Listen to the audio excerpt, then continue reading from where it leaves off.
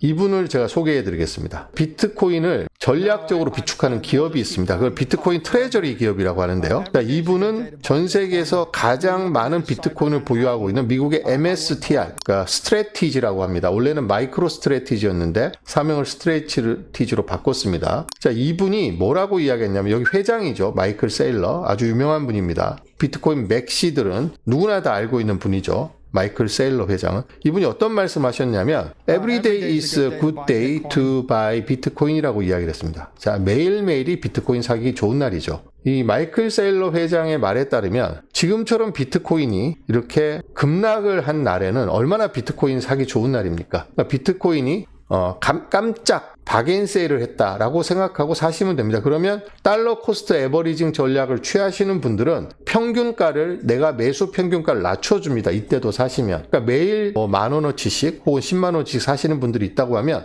이때도 사셨겠지만 이때도 사시는 거기 때문에 에버리지를 낮춰줍니다. 그래서 마이클 세일러 회장이 매일 비트코인 사기 좋은 날이라고 한 데는 이런 뜻도 있고요. 자, 이게 지금 마이클 세일러 회장이 작년 12월 16일 날 CNBC 방송에 나와서 한 말입니다. Every day a good day by Bitcoin. 그래서 맨하탄을 100년 전, 200년 전 혹은 300년 전에 매년 샀다고 하면 나보다 앞서서 산 사람에 비해서 조금 더 비싸게 샀을 뿐 세계의 경제 수도에 투자를 아주 좋은 투자를 한 것이다. 이런 말을 했습니다. 이걸 제가 번역기를 돌려봤습니다. 그러니까 지금 비트코인을 만약에 제가 비트코인을 처음 산 게 2017년도였습니다. 지금부터 8년 전이었는데 그때 저도 고민을 했습니다. 자, 비트코인이 500만 원에서 600만 원 사이로 왔다 갔다 하고 있었습니다. 근데 600에서 샀는데 570으로 떨어지면 조금 더 기다렸다 살 걸, 이렇게 후회를 했습니다. 그런데 지금 와서 비트코인 가격이 1억 6천, 7천 이렇게 하고 나면 550에서 사든 570에서 사든 600에서 사든 아무 의미가 없습니다.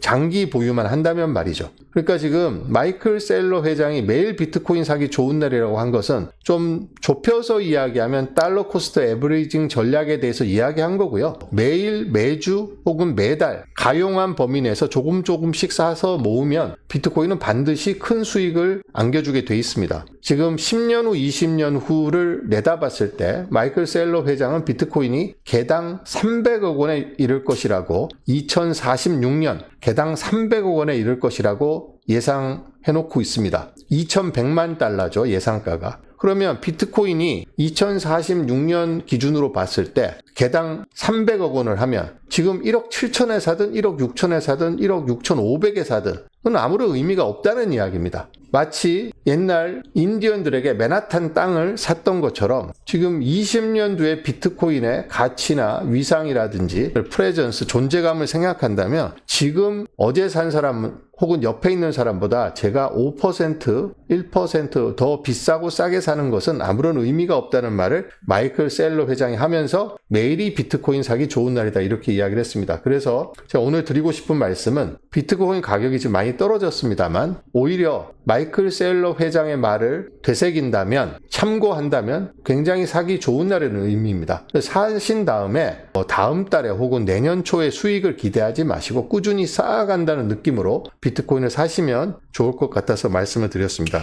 마이클 세일러 회장은 이 비트코이너들 사이에서 굉장히 유명하다고 말씀드렸죠. 마이클 세일러 회장이 비트코인에 대해서 비트코인이 우리의 주류 자산, 핵심 자산으로 성장하는 데까지 3가지 단계를 거친다고 이야기를 했습니다. 그 3가지 단계는 뭐냐면 첫 번째는 합법화입니다. 두 번째는 제도화, 세 번째는 상품화입니다. 비트코인은 지금 채택률이 3%, 아마 높게 잡아도 5%가 채 되지 않을 겁니다. 비트코인 채택률은 아마 2040년, 50년 되면 90% 수준으로 올라갈 것으로 많은 비트코인 전문가들이 예상하고 있는데요. 자, 합법화는 뭐냐면 미국에서 비트코인과 관련된 법률이 없었습니다. 규제가 없으면 합법화도 아닌 거죠. 근데 지난 7월에 달러 스테이블 코인의 규제를 담은 지니어스 법이 미 의회를 하원과 상원을 다 통과해서 트럼프 대통령이 서명을 했습니다. 그래서 달러 스테이블 코인이 합법화됐다는 것은 비트코인이 합법화됐다는 것과 마찬가지 의미입니다. 그래서 비트코인은 이미 합법화 단계로 접어들었고요. 두 번째는 제도화입니다. 제도화는 말로 써놓으면 제도화인데 우리나라 말로 좀 더 이해하기 쉽게 이야기하자면 제도권 진입 이라고 이야기를 하는 게 좋을 것 같습니다. 세 번째는 상품화인데 비트코인은 이미 ETF로 금융상품화가 돼 있습니다. 그리고 여러 가지 비트코인과 관련된 파생 상품도 나오고 있기 때문에 상품화가 돼 있고 상품화가 진행되면 다른 금융자산하고 차이점이 줄어듭니다. 그래서 지금 비트코인은 이미 미국 증시에 ETF로 상장이 돼 있어서 다른 자산에 대한 투자하고의 차별점이 줄어들고 있는 그런 상품화의 길에 본격적으로 올라타 있는 상태입니다. 제가 오늘 왜 이 말씀을 드리냐면 비트코인 제도화 관련해서 굉장히 중요한 뉴스가 있기 때문입니다. 자, 이 뉴스를 한번 보시겠습니다. JP 모건이라고 미국 최대 은행 중에 하나죠. 비트코인과 이더리움에 대한 담보대출을 허용하기로 했습니다. 그러니까 우리가 주택을 담보로 잡고 대출을 해주는 것처럼 비트코인을 담보로 잡고 대출을 해준다는 거죠. 미국 은행에서.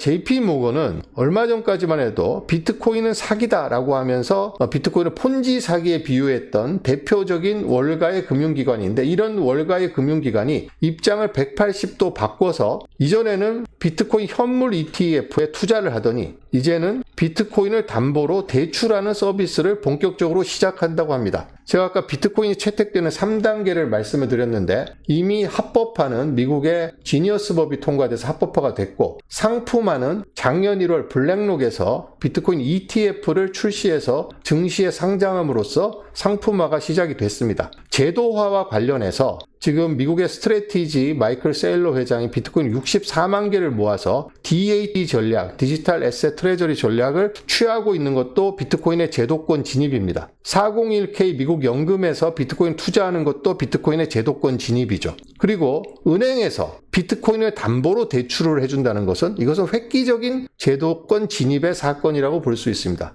그래서 비트코인은 지금 여러 가지 변화를 촉발시키고 있고 그 변화를 중심에 서 있습니다. 그래서 비트코인 차트를 보고 비트코인 가격이 오늘은 얼마를 오르고 내일은 얼마를 오를까 이런 것도 관심을 당연히 가지셔야 되겠지만 이 비트코인을 둘러싼 이런 합법화, 제도화, 상품화 이런 엄청난 변화가 일어나고 있다는 점도 여러분들께서 관심 있게 지켜보시면 좋을 것 같습니다.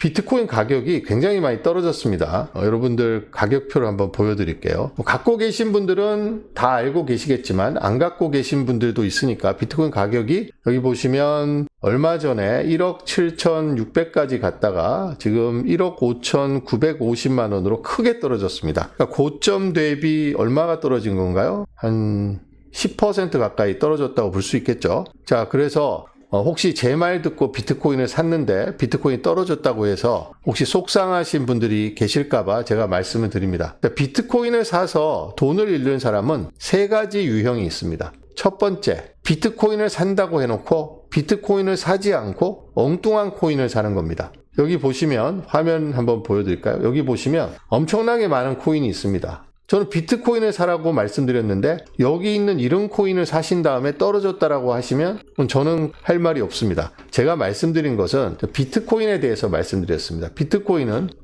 아주 본질적인 혁신, 돈에 대한 혁신을 가져온 그런 아주 인류가 만든 최고의 발명품 중에 하나이기 때문에 이 비트코인에 투자를 하면 돈도 버시겠지만 비트코인이 바꿀 우리의 경제, 사회, 국제 질서, 우리의 소비 생활, 우리의 삶 이런 것들이 엄청나게 변화할 거기 때문에 비트코인에 투자를 해서 돈도 버시고 그런 변화를 미리 한번 예상해보고 우리가 대응책도 마련해보고 이런 차원에서 비트코인은 충분히 우리가 관심을 갖고 공부할 만한 대상이다라는 말씀을 드렸습니다. 그래서 비트코인이 아닌 다른 코인을 사시면 그건 자유의지입니다만 손실을 보시는 분들은 비트코인을 샀다고 하고 주로 다른 코인을 사는 분들이 많습니다. 저는 비트코인을 말씀드렸습니다. 그런데 이제 우리가 데일밴드, 초코파이 이렇게 이야기하듯이 비트코인이 어떤 크립토 커런시, 우리나라에서는 가상화폐, 미국에서는 암호화폐라고 이야기하는데 대명사처럼 돼버려서